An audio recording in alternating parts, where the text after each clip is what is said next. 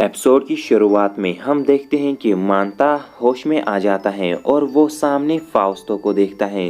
फाउस्टो को देखकर ही वो बहुत ज़्यादा घबरा जाता है कि कहीं फाउस्टो फिर से उसका पेट न चीर दे। फाउस्टो उसे बताता है कि जब जीनी ने उन सभी शामन्स को मार डाला था तो तुम बेहोश हो गए थे और अभी मैं तुम्हारा ध्यान रख रहा हूँ और योह और बाकी सभी खाना खाने के लिए गए हैं। फाउस्टो साथ ही ये भी बताता है कि उनका अगला मैच आइसमैन के साथ है। यहाँ पर टीम योह का नाम फनबारी हॉट स्प्रिंग्स है। मांता ये सुनकर चिंता में आ जाता है कि इनका नेक्स्ट मैच डिसाइड हो चुका है और वो यही सोच रहा है कि कहीं इनके साथ कुछ गलत न हो जाए। फाउस्टो मांता को बताता है कि हमें एक दूसरे पर भरोसा है और मुझे पक्का यकीन है कि हम ये मैच जीतने वाले हैं, तो तुम चिंता मत करो, हम हारने वाले नहीं हैं।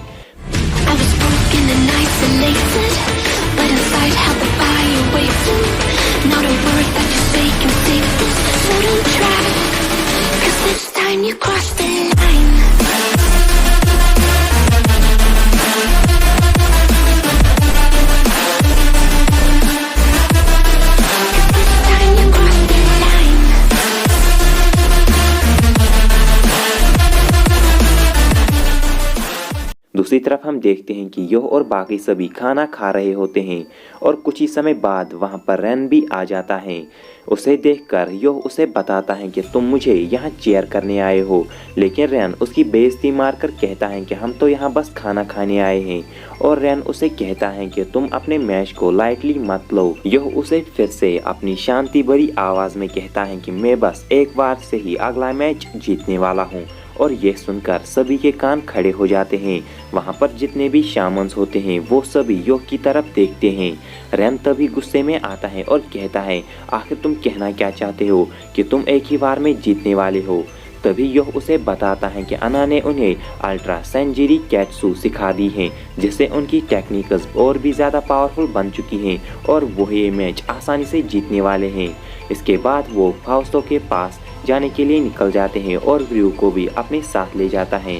दूसरी तरफ फाउस्टो मांता को सभी बातें बताता है और कहता है, टाइम आ चुका है कि जब हम एक दूसरे पे भरोसा रखेंगे और अपनी पावर सभी दुनिया को दिखाएंगे और हम ये मैच जीतने वाले हैं। मांता टीम फनबारी हॉट स्प्रिंग को चीयर करता है और सभी लोग वहां से चले जाते हैं।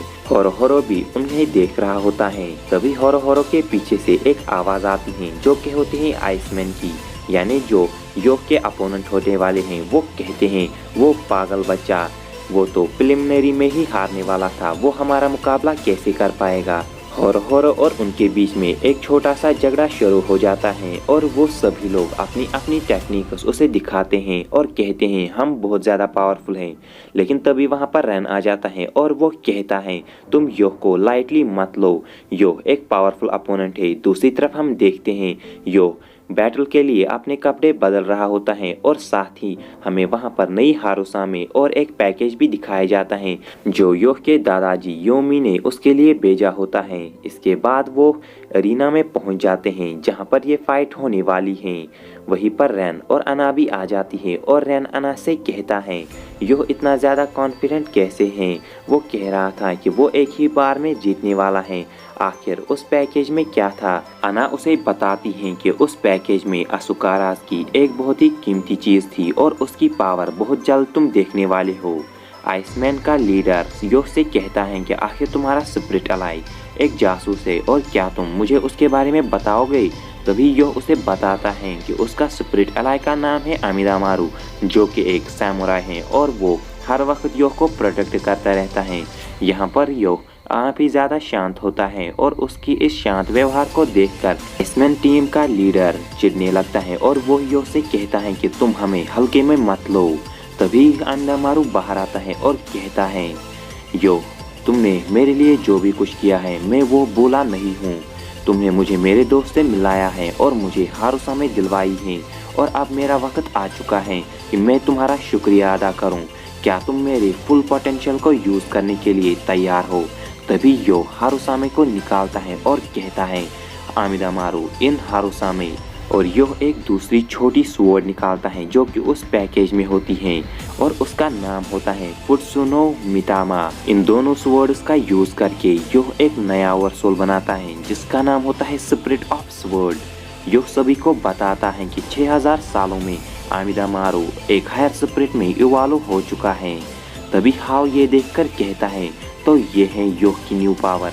उसने हारुसामे और पोस्तोनो मितामा का यूज करके एक ओवरसोल ओवरसोल बना दिया है, स्पिरिट ऑफ स्वॉर्ड। ये एक अच्छा नाम है। हाओ का छोटा चमचा हाओ से पूछता है कि आखिर ये फुत्सुनो मितामा स्वॉर्ड क्या है।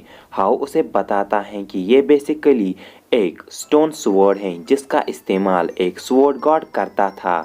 अगर असाकुराज ने इतनी इम्पॉर्टेंट चीज़ यहाँ बेची है तो इसका मतलब वो मुझे सच में हराना चाहते हैं।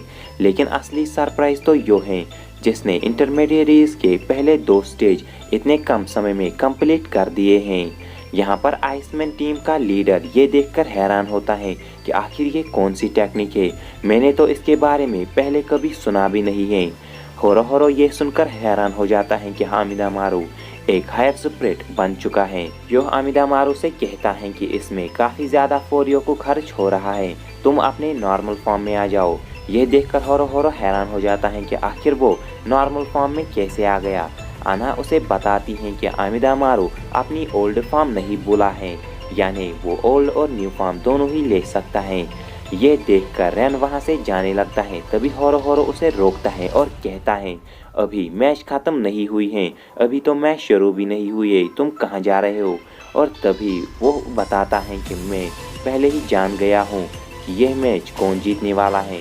तभी होरो उसे चिढ़ाते हुए कहता है कहीं तुम यो की इतनी ज़्यादा पावर देखकर जलने तो नहीं लगे।